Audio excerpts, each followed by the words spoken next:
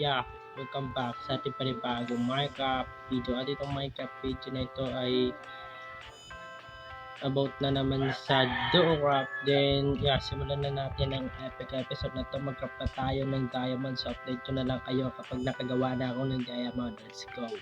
Yung meaning nito, pag nagtatanggal ako, nagka-harvest ako, diba? Kaya ako kung ano yung nagka-harvest. Dito sa Doorcraft, kakaiba din. Lagi na ulan eh.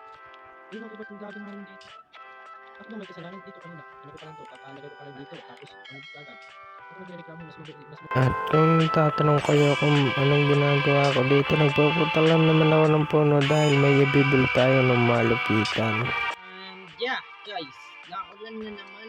Grabe itong ano na to, na update ni mo dyan. Lagi na ulan dito eh. Sa 1.20.80, lagi na ulan. Kung gusto niyo yun, i-download. Yung link nasa ano lang, nasa description. Tignan nyo lang ako. Hindi nyo alam kung ano meaning ng description. That is comment section. Kung hindi nyo rin alam, nasa comment. Basta na dyan sa baba. Tignan nyo na lang and magta-timelapse ako ng pabahagya. Nandito na yung lahat ng gamit ko. Ito na. Timelapse na. Let's go. Timelapse. Pasok!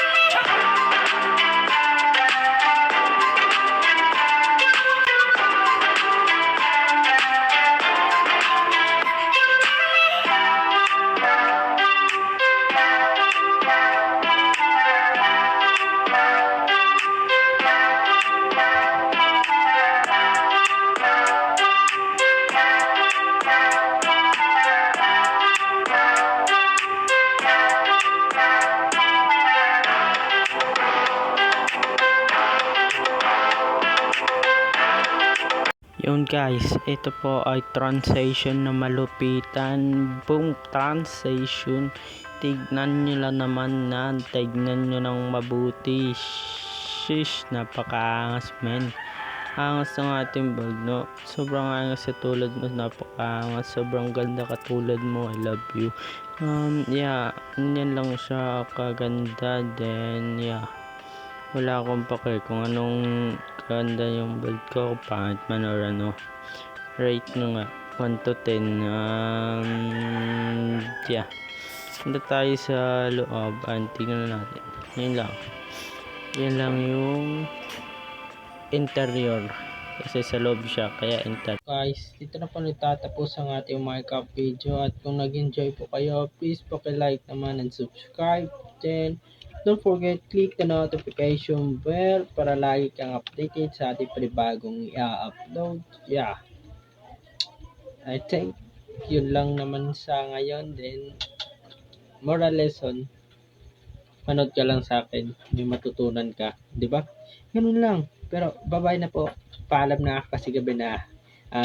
Inaantok na ako dahil napakahirap i-build yung bahay.